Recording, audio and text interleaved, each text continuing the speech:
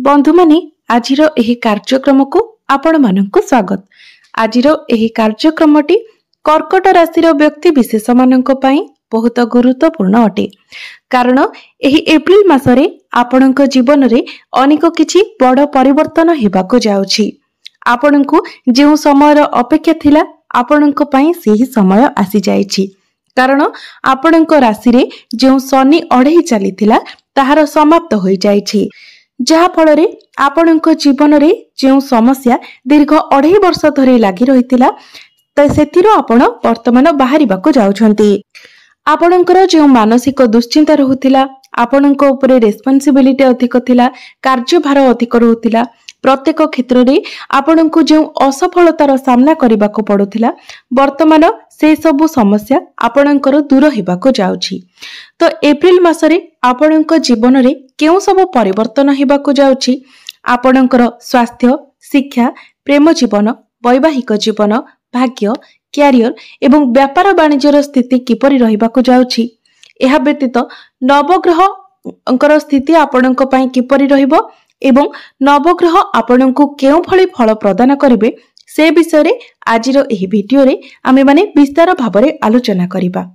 तो सेथि पई आपणकर जदि कर्कट राशि होई थाए तो वीडियोटी को स्किप न करी शेष पर्यंत निश्चय देखंतु एवं वीडियोटी को लाइक करी चैनल टी को सब्सक्राइब करि दियंतु। कमेंट बॉक्स रे भक्ति एवं श्रद्धार सहित जय श्री जगन्नाथ निश्चय लिखंतु। आसंतु आरंभ करिबा आजिरो एही कार्यक्रम को, जहा कि जन्म राशि एवं चंद्र राशि उपरे आधारित अटे। तेबे राशि चक्रर 12 गोटी राशि मध्यरु चतुर्थ राशि हेउची कर्कट राशि एवं आपणकर राशिर अधिपति हेउचंती चंद्रमा, जे कि प्रति 2 दिन रे निजर राशि परिवर्तन करिथांती। तेबे एप्रिल मास आरंभ रे आपणको कुंडलीर तृतीय भावरे विराजमान अछंती केतु, नवम भावरे विराजमान अछंती सूर्य, शनि, राहु, शुक्र एवं बुध। आपणकर एकादश भावरे विराजमान अछंती देवगुरु बृहस्पति एवं द्वादश भावरे विराजमान अछंती मंगल। तो सर्वप्रथमे आसंतु जानि नेबा आपणकर स्वास्थ्य किपरि रहिबो एही एप्रिल 2025 रे। तो कुंडलीर प्रथम भावटी होइथाय आपणक स्वास्थ्यर भाव, इम्यूनिटी सिस्टम रो भाव एवं आपणक प्रथम भावर अधिपति हेउछंती चंद्रमा, जे कि प्रति 2 दिन रे निजर राशि परिवर्तन करिथांती। तेबे बंधु माने 5 एप्रिल पूर्वरु आपणको टिके आपणक स्वास्थ्यर जत्न नेबार अछि। 5 एप्रिल पूर्वरु आपणकर कांधरे जंत्रणा, आंठुगंठी जंत्रणा एभली किछिटा समस्या देखा देई पारे, मात्र 5 एप्रिल परे आपणक स्वास्थ्य रे कोनोसी समस्या देखा जाय नाही। एमिति कि पूर्वरु जहा किछि समस्या रहितिला सेथिरे मध्ये सुधार आसीबो। तो 5 एप्रिल परे स्वास्थ्य को नेकी चिंता करिवार कोनोसी बे आवश्यकता नाही।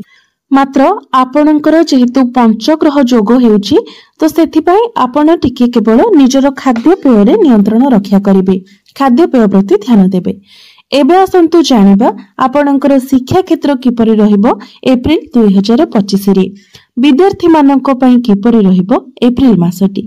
तेबे कुंडलीर पंचम भावटी होइथाय शिक्षार भाव। आपणकर पंचम भावर अधिपति हेउछंती मंगल, जे कि आपणकर द्वादश भावरे विराजमान अछंती। मात्र 5 एप्रिल को मंगल आपणकर प्रथम भाव को चलन करिवे एवं गुरुंकर दृष्टि मध्य आपणकर पंचम भाव उपरे रहुछि।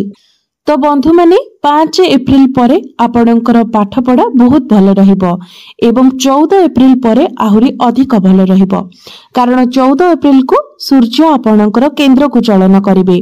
आपणकर दशम भावरे सूर्य उच्चस्थ होई जिवे, तो सेते बेले आपणको पाठ पढ़ारे आहुरी अधिक सफलता प्राप्ति हेबो।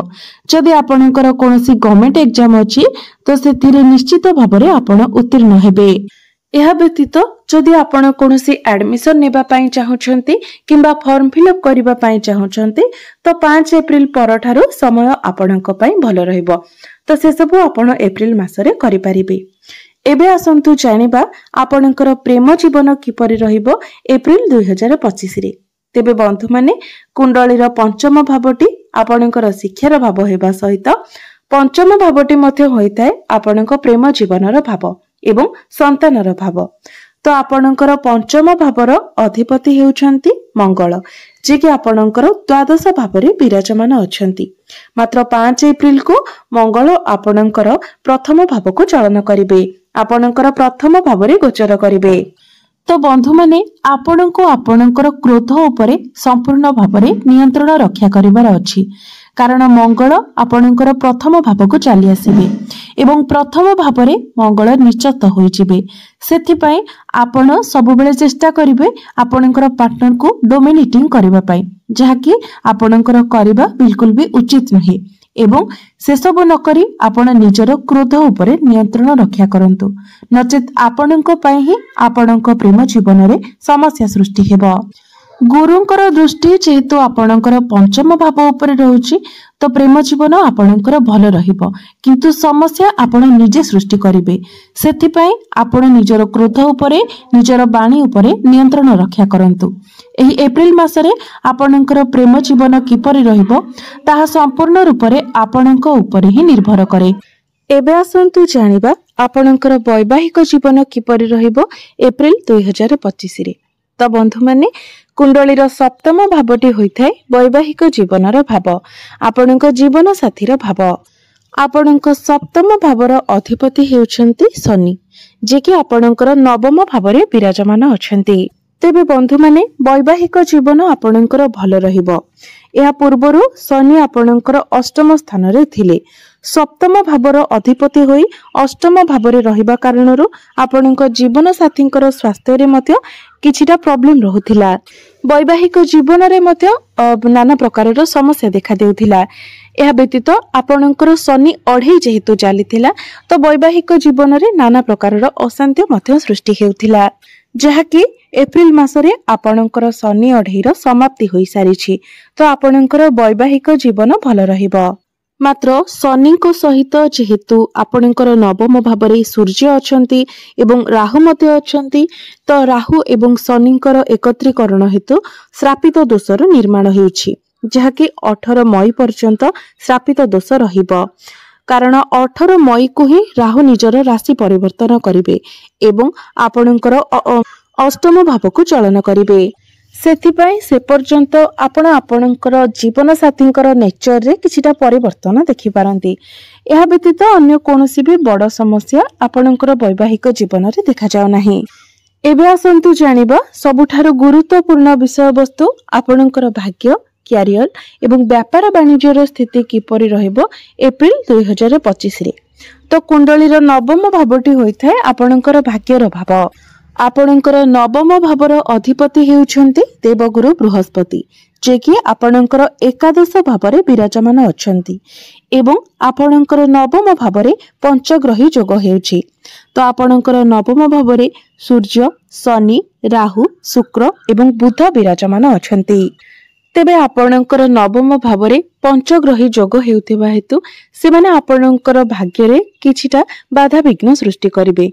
तेणु तरबरिया भावरे आपण कोनोसी कार्य करंतु नाही किंबा कोनोसी भी डिसिजन नियंतु नाही, कारण आपणकर नवम भावरे काल सर्प दोष, श्रापित दोष, ग्रहण दोष ए सब किछिर निर्माण हेउछि, ता भी आपणकर भाग्य स्थान रे निर्माण हेउछि।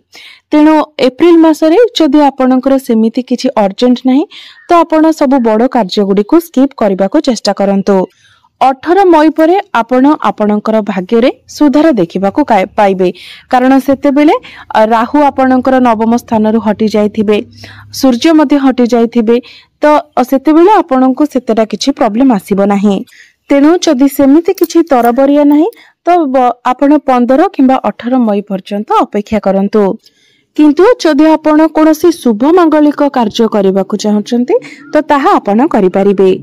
एबे आसंतु जानिबा आपणकर क्यारियर, आपणकर कार्य क्षेत्र किपरि रहिबो एप्रिल 2025 रे। तो बंधु माने कुंडलीर दशम भावटी होइथाय आपणकर क्यारियर भाव। आपणकर दशम भावर अधिपति हेउछंती मंगल। मंगल वर्तमान आपणकर द्वादश भावरे विराजमान अछंती। मात्र 5 एप्रिल को मंगल आपणकर लग्न को चलन करिवे। तो क्यारियर आपणकर एप्रिल मासरे सर्वश्रेष्ठ रहिबो। 5 एप्रिल पर आपणकर क्यारियर रे जहाँ भी किसी बाधाविघ्न थिला, समस्या थिला, टार्गेट थिला किंबा आपणक विरुद्ध रे किछि पॉलिटिक्स चली थिला, से सब आपणक ठारू दूर होई जिवो।